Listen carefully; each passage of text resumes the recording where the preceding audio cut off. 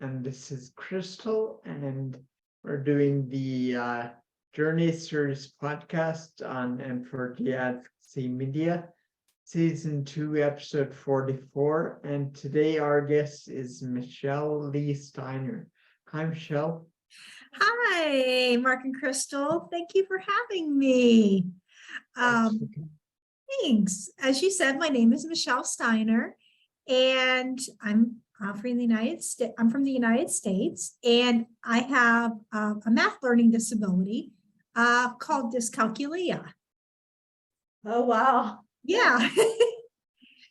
and when many people, yeah.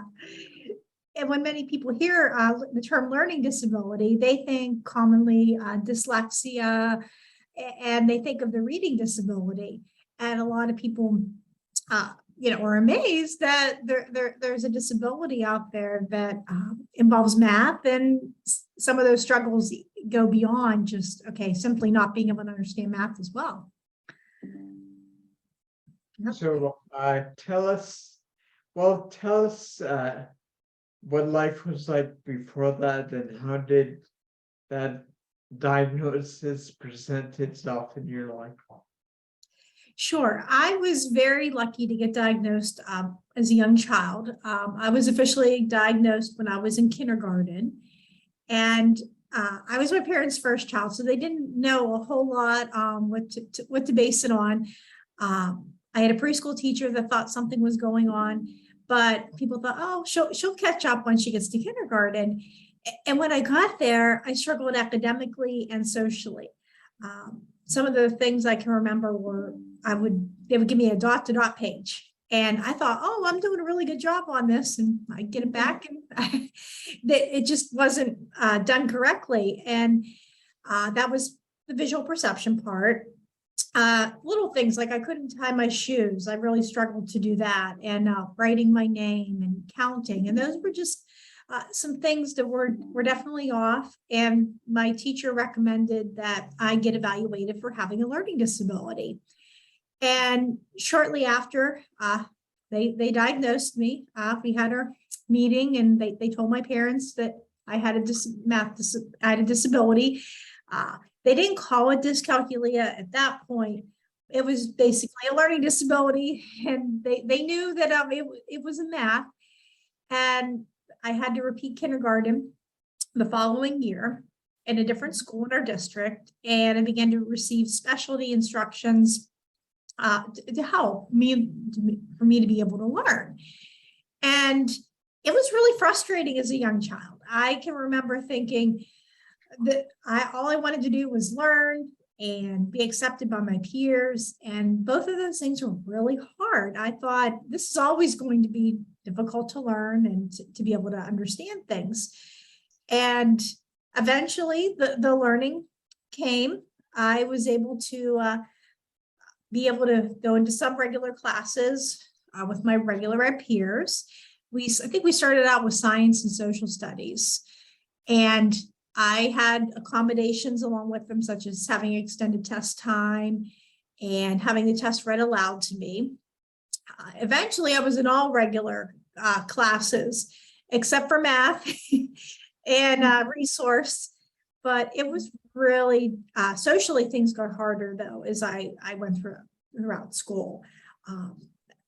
It was always really tough standing out, being an only child, because I mainly had a lot of adults to interact with. And then one that has a disability and a school where they really don't accept people with differences, that was really tough too. And then as you get older, the groups become more defined, and I just didn't really feel like I fit in with any one of those groups. So that got really difficult. So I think as a young child, hearing that, it had a major impact on my family, and it had a major impact on me as well. How does your disability specifically affect you? Right. Well, with my disability, it can be really difficult just to see how numbers work, like in a math problem. I can forget the steps on how to do a problem, and that can be difficult. That's one part of it. And it also I can't read the face of a clock. If I have an analog clock, I just don't, I'm not able to understand that on a cold read. So I'll use a digital watch, or I'll do my Fitbit. That's typically what I'll use to see what time it is. And it can also affect, I'll confuse my right from my left. So that can be a factor. Directional concepts such as east, west, south, and north. I can remember struggling in the regular ed social studies classes when I was younger with reading maps and just trying to figure out how that worked. Just things like that can be really difficult. And some things make a lot more sense now. We always knew my eye-hand coordination was really difficult, was really bad, and that was going to impact my life. And sure enough, driving wasn't exactly is not something I'm able to do. And it's common. Now I can look back and say, oh yeah, the dyscalculia, the not knowing the right from the left, the eye-hand coordination. Those are some things that I can look back and see, okay, there's a connection with this, and not being able to read the face of a clock and remembering numbers. Like I can remember doing endless flashcards, and still I don't have all my facts memorized at once. So those are things that really do impact my life. I work in the school as a teacher's aide, and I always tell the students that I work with, I can help you when you come in with your reading. I can help you out with spelling words and some science, as long as it doesn't involve math. But when we get to math, I can't help you. And luckily my employer is okay with that. I mean, we have a lot of people that are good with that, but yeah, those are some, and another way, yeah, that it might affect me. That must be very, depending on who you're communicating with. Mhm. It can be very rewarding to be talking to someone who just gets you and knows where you're coming from, and that you might get something backwards or something not right, and knows it just, the conversation flows because they know what you mean, and then know where you're going with what you're talking about, Exactly, because I've sat in this, a lot of my students have learning disabilities. Some of them have it in math, some have in other areas, but I've sat in that position of being the student at that young age, and that's really not the easiest place for a lot of them to be at. So in some cases, I might say that I have a disability. I remember when I worked with younger kids, I talked a little more about that. Or I can remember there was a little girl, I was trying to help her in a first grade math class. So you think first grade math, that would be easy, but no, it was, there was just things I couldn't do. And I said, oh, honey, I'm just not that good with math. And she said, there's grown-up school for that. And that just, Oh, no. and I thought, well, we already tried that. And a lot of the kids, I may Yeah. not say what the disability is, because I do work with middle school age kids, but I do tell them, this is how you're able to advocate for yourself too. And I go through a lot of those steps because a lot of them, they're afraid, and that sort of thing. So it's just very rewarding to come full circle with helping somebody. Right. We discussed previously that if we can go backwards a little bit, Sure. when you were going to college, when you're in high school, and you're Yes. trying to prove that you needed all these accommodations to be able to do testing Mhm. to get to where you were trying to go. You talked specifically about what steps you had to take and what accommodation you Right. needed specifically. Right. One of the biggest accommodations has been having the extended test time. And also I had a test read aloud to me. That was helpful when I was in school, along with the specialty instruction. I knew that I always wanted to go to college, but it did scare me with doing the math. That was a big concern for me. That was really, and it was a concern for some of the other staff members that my teachers. I can remember I had a learning support teacher that told me, well, I don't think you can handle college because of your the difficulties. And she suggested take a vocational training school, and that would be fine, but there was nothing there that interested me. And some of those jobs that would have ended up being even harder than what I wanted to do, which was to work with kids someday. And I just remember I had a student teacher who did encourage me. She told me, you can go to college, you know how to study. And that gave me the motivation. And then she told me there are students that are in college that have disabilities. And I thought, wow, I didn't know that. And we decided we had to go through, we have what's called Office for Vocational Rehab in the United States. And what that does is it's a federal agency that pays for people to go back to school. They do job accommodations when you're there if you have a disability.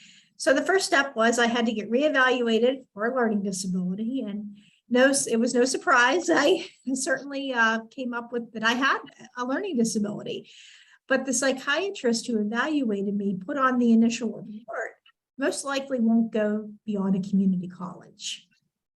And that was really disheartening for me. I knew that I definitely wanted to do school, and I wasn't blind to the fact that it was going to be difficult for me. And then when I got to community college, I even had professors that told me, you know, your job choices are going to be limited because of the disability. So I didn't have a really great attitude for a lot of those years. And because of the stigma surrounding having a learning disability, I decided that I'm not going to use the accommodations that are offered. And that was really a big mistake for me. My grades dropped, and everybody kept telling me, well, you just need to try harder. You need to get your act together. And I was doing what I could do, but if I wasn't using the accommodations, my best could only take me so far. So I remember I had a professor that said, well, why don't we at least get you the extended test time? And I was struggling in her class, and I got the extended test time, and I passed the class. I didn't do well with it, but I was able to pass. And I graduated with an associate's degree in early childhood education. And I moved out on my own, and I was happy. I was working in some centers with kids, but I always wanted more for myself. And due to financial reasons, I had to move back in with my mom and dad. And during this time, my job also downsized. And I thought, this is the time let's give it a try to go back to university. And I found the program that had the least amount of math and science that I was interested in, and had disability accommodations. And I used extended test time. I had a note taker. I did tutoring. And most importantly, I advocated for myself. I would introduce myself to professors at the end of every class if I was new. And I would just say, hey, my name is Michelle, and I have a learning disability, and these are the services that I'll be using. And most of my professors were very understanding, very caring, and wanted to help. There's always one or two that you get that don't quite get it, but we were able to figure out what we needed to do. And my grades improved with doing that. I made Dean's List for one semester. There were times I struggled, but I knew how to handle that because of my experience before community college. And I was able to graduate with a bachelor's degree, despite the psychiatrist who told me you can't do it. And yeah.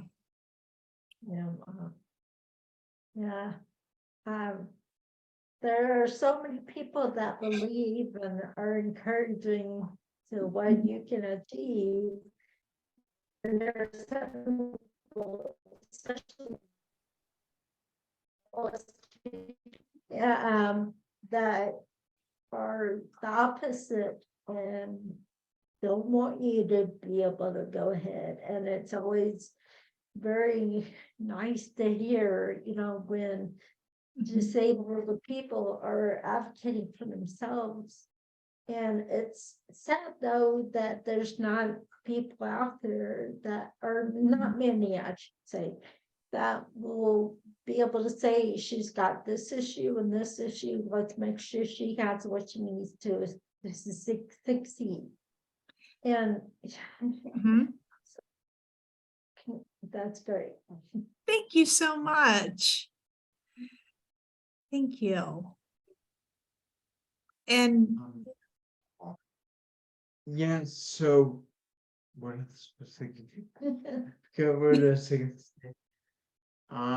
So what sort of things have you found useful um to adapt the way you go through the world?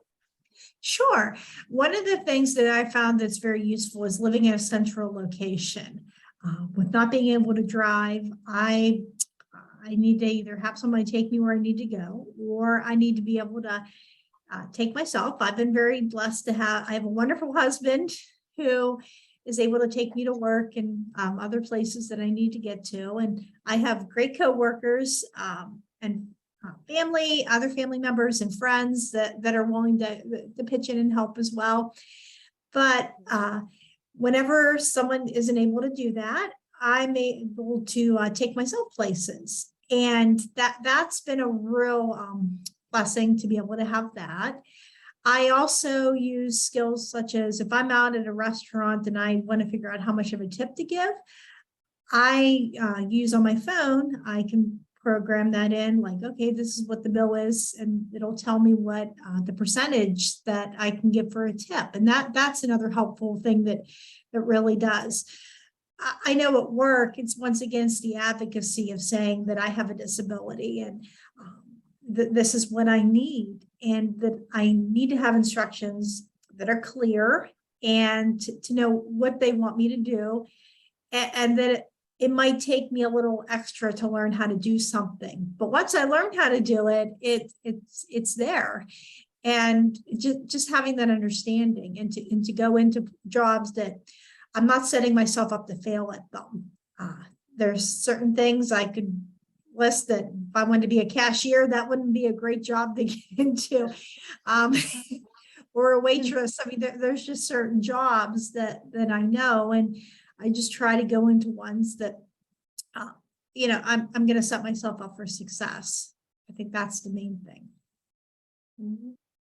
Yeah, we've definitely done that as well. Like, we know our downfalls and we know the things that are gonna, tire us out or not make us very good communicators or whatever, to talk to people like you, so we've certainly adapted our lifestyle, our schedule.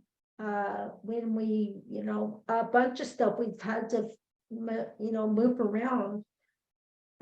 Because we want to be the best we can be, but we can't do that if we have other people holding us down or taking up our energy and time. We want to give our time being able to help people, in the disability community.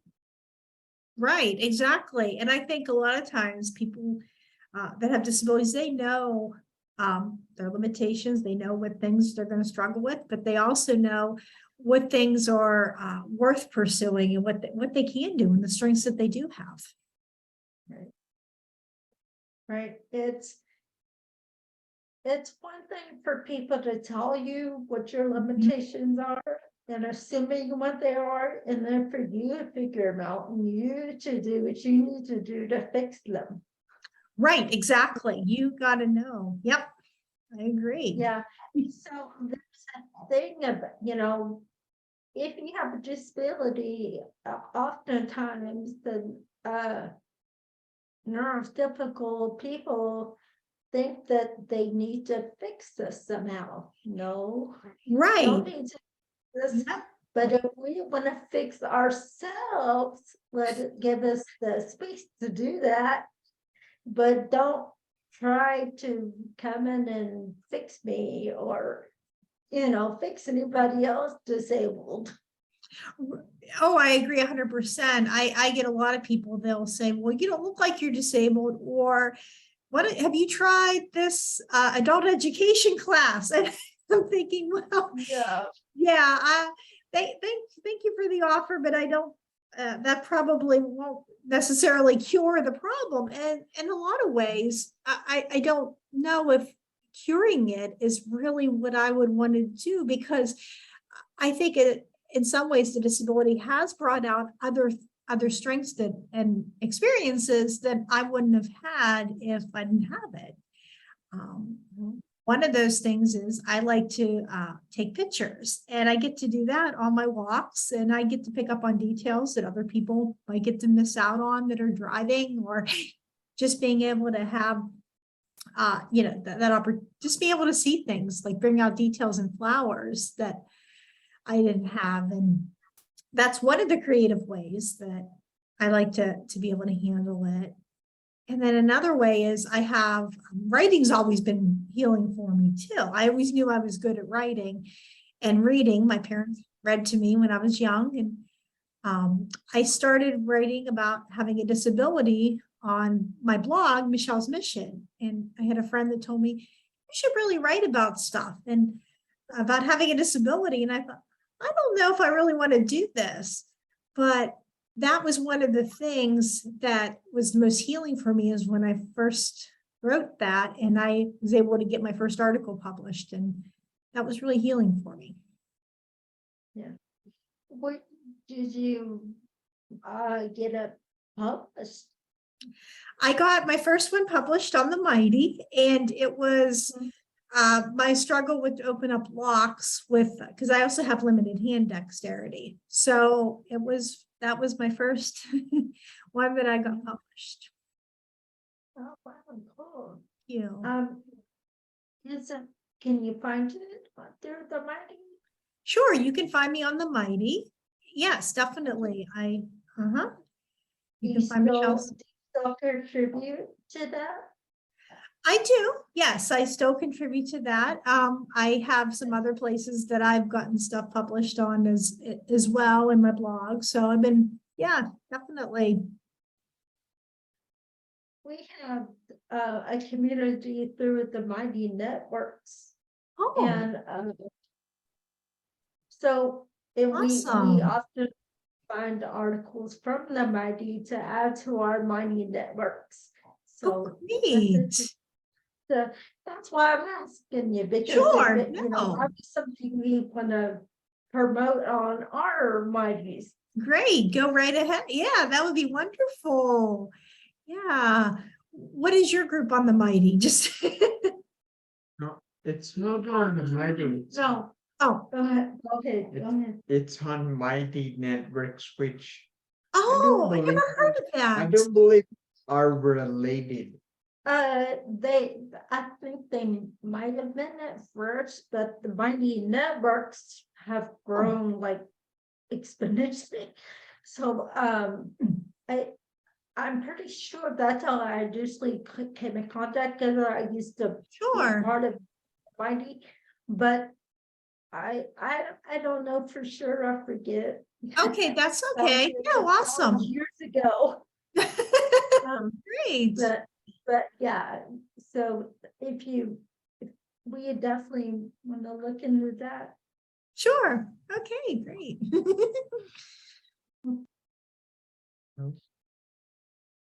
No, not unless you has. Do you have any things right now you're working on? Anything you'd like to promote? Or Sure. Well, I'm still working on my blog, Michelle's Mission.blog.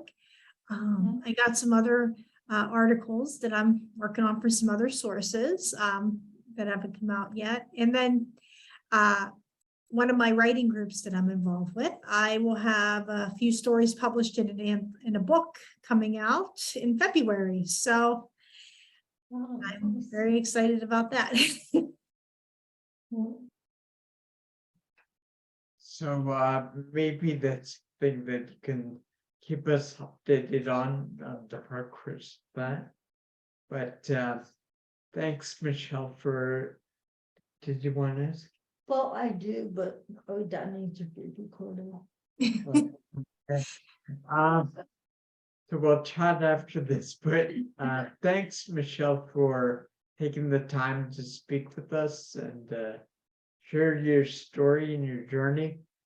Thank you. Yeah, well, thank you so much, Mark and Crystal. It's been a pleasure. Okay. Bye. Bye.